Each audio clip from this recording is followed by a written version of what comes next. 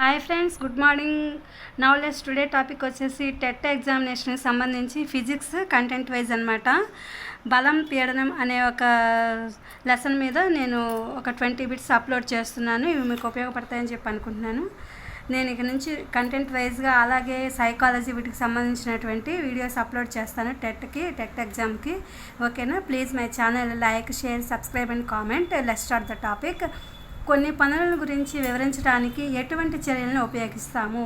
ఏరుట, నెట్టుట, లాగుట, తన్నుట, కొట్టుట, ఎత్తుట, flick చేయుట, ఇలాంటివన్నీ కూడా మనము కొన్ని రకాలైనటువంటి చర్యలకి మనం ఉపయోగిస్తాము. సాధారణంగా ఈ చర్యలన్నీ ఒక వస్తువు ఏ స్థితిలో మార్పుకు దారితీస్తాయి అంటే పైన మనం చెప్పినటువంటి చర్యలన్నీ ఏ స్థితిలో ఉన్నప్పుడు చేస్తాము అంటే చలన స్థితిలో ఉన్నప్పుడు జరుగుతుందన్నమాట.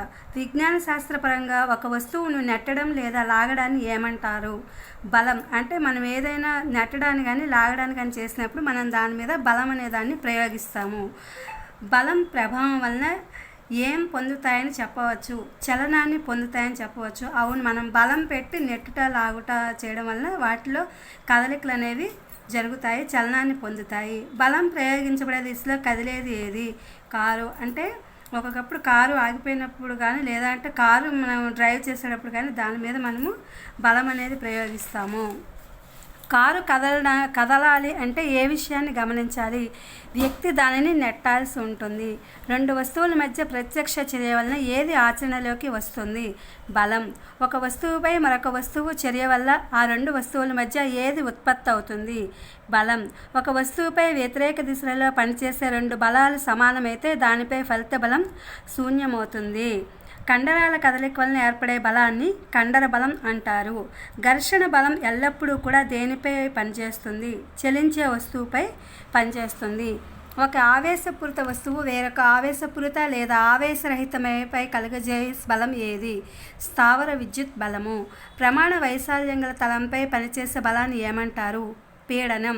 పీడనం సూత్రము. పీడనం ఈజ్వల్ బలంపై అది ప్రయోగించబడే వైశాల్యం. పీడనాన్ని లెక్కించడానికి ఏ బలాలు మాత్రమే పరిగణలోకి తీసుకుంటాము? ఉపరితలానికి లంబంగా పనిచేసే బలాలను మాత్రమే మనము పీడనాన్ని లెక్కించడానికి పరిగణలోకి తీసుకుంటాము. వాతావరణం భూ ఉపరితలం నుండి అనేక కిలోమీటర్ల ఎత్తు వ్యాపించి ఉంటుంది. ఈ గాలి వలన కలిగే పీడనాన్ని ఏమంటారు? వాతావరణ పీడనము అంటారు. గాలిలోని బయటకు తోసే పంపును కనిపెట్టిన శాస్త్రవేత్త ఎవరు? ఓటో వాన్ గేరిక్. ద్రవాలు, వాయువులు అవి ఉండే పాత్ర గోడల మీద ఏమి కలుగజేస్తాయి? పీడనాన్ని కలుగజేస్తాయి. బలం ప్రయోగించడం వలన వస్తువు తన దేనిని మార్చుకుంటుంది? ఆకృతిని మార్చుకుంటుంది. గాలి పీడనాలలో తేడాలు దేనికి కారణం అవుతాయి? ఈదురుగాలులు, తుఫాన్లకు గాలి పీడనాలలో తేడాలు అనేవి కారణమవుతాయి. ఇవి ఫ్రెండ్స్ ఇవాళ నేను చెప్పినట్టు టెట్కి సంబంధించిన కంటెంట్ వైజ్ బలం పీడనం అనే లెసన్లోని క్వశ్చన్ అండ్ ఆన్సర్స్. ఓకే, మీకు ఉపయోగపడతాయని చెప్పి అనుకుంటున్నాను. Please my channel like, share, subscribe and comment. Thank you for watching.